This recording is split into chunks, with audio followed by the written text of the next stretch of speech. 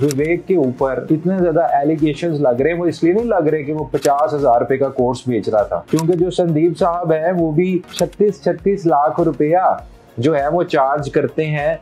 अब वो दौर चला गया है मार्केटिंग का कि जी गंजे को कंघी बेचें, तो वो गंजे जो है वो ना सिर्फ आपको आके ये कहेंगे कि तुम फ्रॉड हो, बल्कि वही कंघी आपके मुंह पे भी मारेंगे। थोड़ी सी गलती जो विवेक ने की है वो ये कर बैठा है कि वो गलत कस्टमर्स के पास उनका प्रोडक्ट चला गया है और संदीप ने वो चीज हाईलाइट की है। लेकिन इस कंट्रोवर्सी से यूथ के लिए क्या पॉइंट है जो आपको सीखना चाहिए? साथ ही साथ ये बात इंडिया पाकिस्तान की नहीं है। अच्छा, इसका आंसर देना ना मैं जरूरी समझूंगा। आपने एक बड़ी इंपॉर्टेंट टॉपिक को हाईलाइट किया है, लेकिन ये जो दोनों बंदे हैं ना, चाहे विवेक बिंद्रा और संदीप महेश्वरी, नो डाउट इनके पास नॉलेज होगा, नो डाउट ये इन लोगों ने बहुत सारे अच्छे काम भी किए होंगे, लेकिन इस कंट्रोवर्सी से यूथ के लिए क्या पॉइंट है जो आपको सीखना चाहिए? और साथ ही साथ ये बात इंडिया पाकिस्तान की नहीं है, ये बात मैं समझता हूँ ग्लोबली चीज है और जो कि एक बहुत बड़ा मैसेज है तमाम तर लोगों के लिए। पहली चीज ये है कि मैं ये समझता हूँ कि ये जो विवेक के ऊपर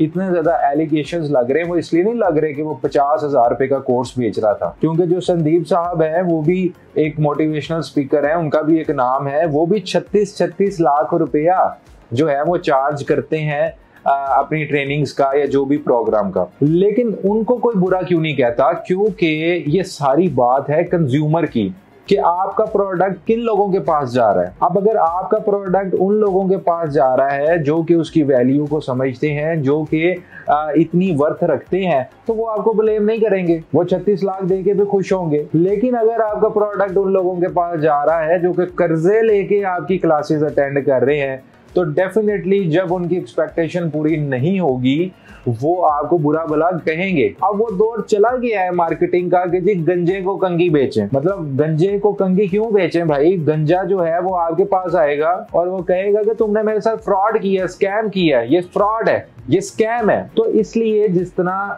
वक्त गुजरने के साथ साथ बहुत सारी चेंजेस आ गई है, रेवोल्यूशन आ गई है, इसी तरह मार्केटिंग में भी लोग अवेयर हो गए हैं।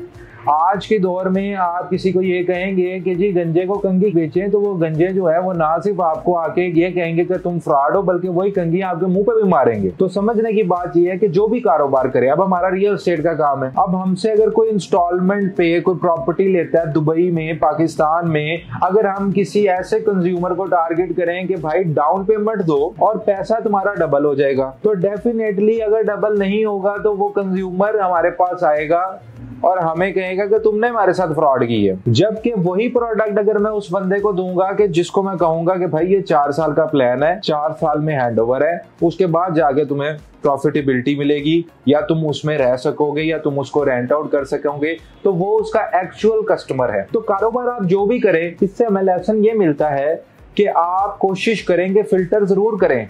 सिर्फ पैसे की आग में, पैसे की हवस में ये ना देखें कि लोग जो है आप लोगों को मजबूर कर दें।